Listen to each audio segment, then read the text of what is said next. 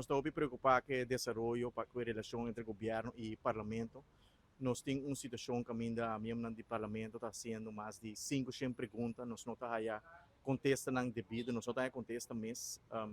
Nós temos uma situação que nós estamos pedindo várias reuniões públicas ou para bem incomes para a claridade de um tema maneira.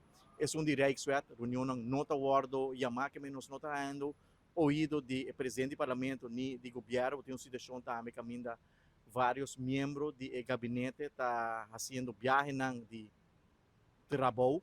Nós temos como se verdade a viagem de trabalho. O parlamento não está informado de viagem. Aqui tem uma situação que ainda a senhora Gerlin Cruz, como ministra de Enseñança e Deporte, está na Holanda no momento aqui. Nós não sabemos quem ela vai reunir sobre a Holanda no momento aqui.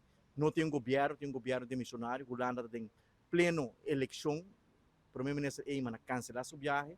O ministro de Finanças, Geoffrey Wever, cancelar sua viagem para a Holanda sobre não tem counterpart, não tem respeito para a Picuné, então tem uma situação que a senhora Cruz, se a decidir de ir para a Holanda, não só sabe que está a meta de viagem, que está o propósito de viagem, se está snoop race, porque normalmente governante está para a Holanda para aparecer com staatssecretários ou counterpart, no caso aqui de senhora Cruz, porta ministro de Deporte ou ministro de Enseñança, nós a concluir de lo que é mês a declarar em meio de comunicação que não vai para reunir com os staatssecretários, ainda não tem um staatssecretário a apontar para o país Aruba, e não vai reunir com o ministro de Enseñança, e não vai reunir com o ministro de Deporte, então agora o povo está apontando que a senhora Cruz, como ministro de Enseñança, realmente vai a Holanda, porque nós não mira nenhum sentido, nós não mira nenhuma justificação, e nós não mira nenhum propósito de viagem de trabalho com a ordem cancelar para dois colegas. Você mira claramente que tem dois tromos de governo aqui,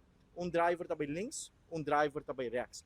Driver também, no caso aqui, o primeiro-ministro Eyman também, mita que da Aruba, porque não está responsável e não está justificável nem momento na aqui, assim, viagem para a Holanda.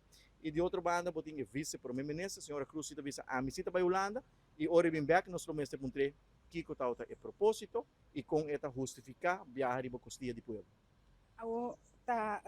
Aruba tá paga?